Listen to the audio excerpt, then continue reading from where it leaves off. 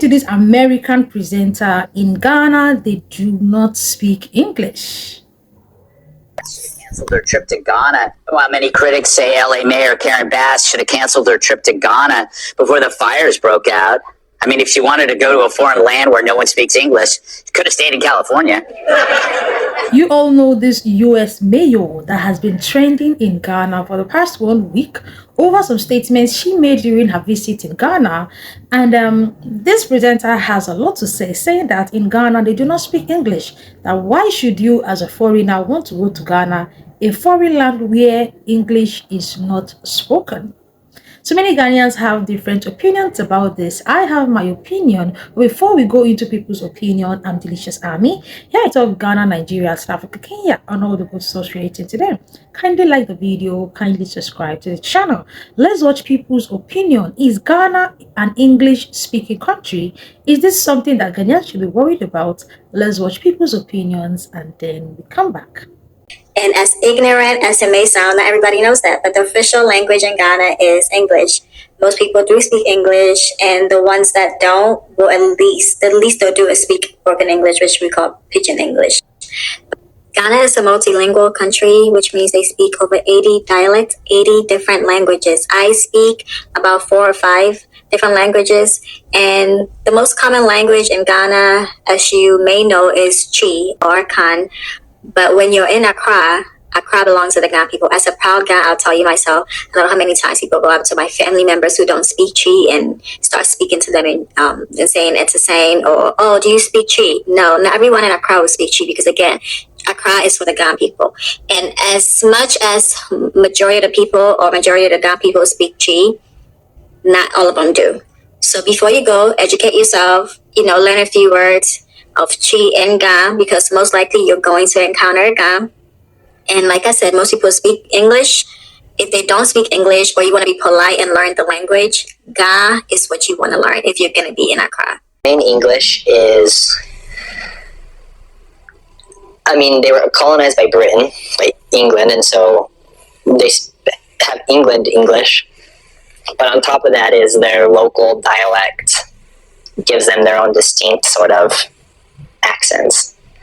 And I'm trying to think. One, like I said before, is the ER. Everything's so Elda. That's what they'll call you, Elda.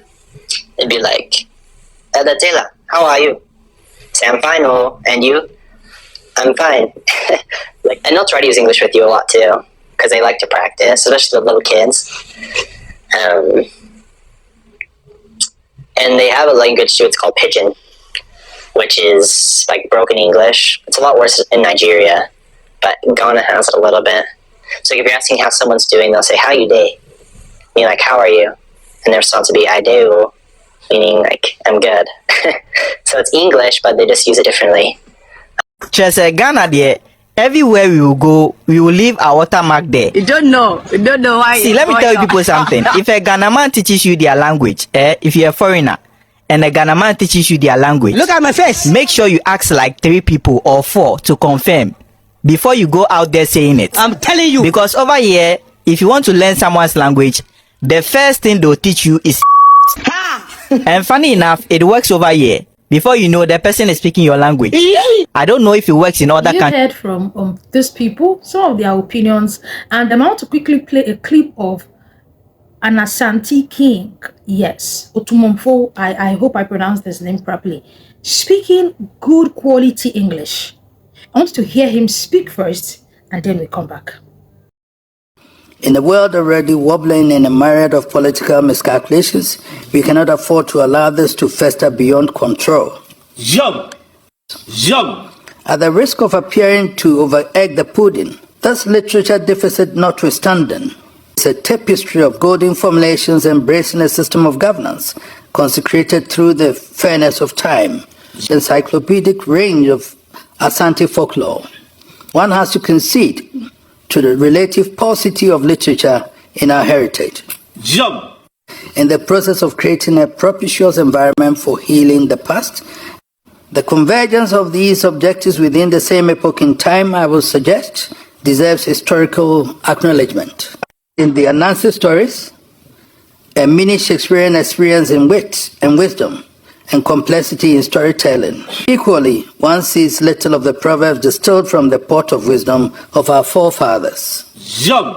The artisans were the conveyors of the philosophical underpinnings of our blossoming state to find a pathway through the logjam in the global conversation about the restitution of cultural artifacts extracted from various centers in wholly unethical circumstances during the epoch of global colonial enterprise, the monumental compendium of proverbs with which our heritage is enriched. Now, if the king, a traditional king who speaks Ghanaian dialect to perfection, can speak English this well, so why would you say that country is not an English-speaking country?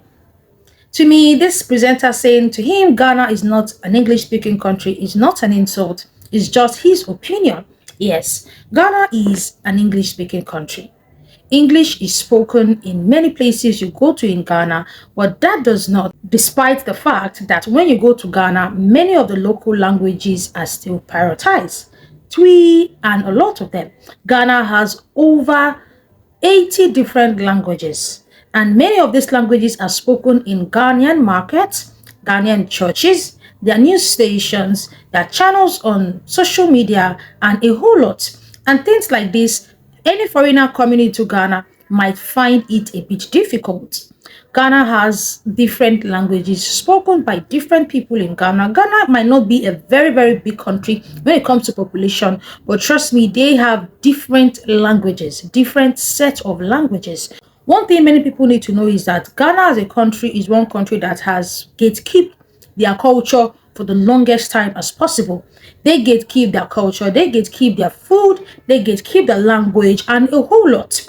This might have its own disadvantage. Why? Because anybody going to Ghana, when they do their research and find out that in as much as Ghana is an English-speaking country, the local dialects are still prioritized, might feel discouraged. But the good part is that it will now make anybody who wants to connect to their African culture, anybody who wants to connect to their African roots, anybody that just wants something different from the English-speaking countries will find Ghana extremely interesting. Yes, for example, I'm based in the diaspora where I hear English 365 times in a day. If I want to go for vacation and I want something different, I want to hear something different, I would choose a country where English is not mostly prioritized. And when I discover countries like Ghana, I will be more interested in them. And this will now make people coming to Ghana more intentional. Yes, when you're going to Ghana, a country where you know that despite the fact that English is the major language there, you will still have one or two issues, with communication. We'll now know that, oh, I'm going to Ghana because, either I love the country or I want to explore, or there's something about this country that I want to know more. This does not mean Ghana won't get foreign investors. No, Ghana will still get foreign investors. Of course, they are getting foreign investors. That is why I said it will now make the people coming into the country to be more intentional. Yes, I'm not now saying that when you go to Ghana, they do not speak English at all. No.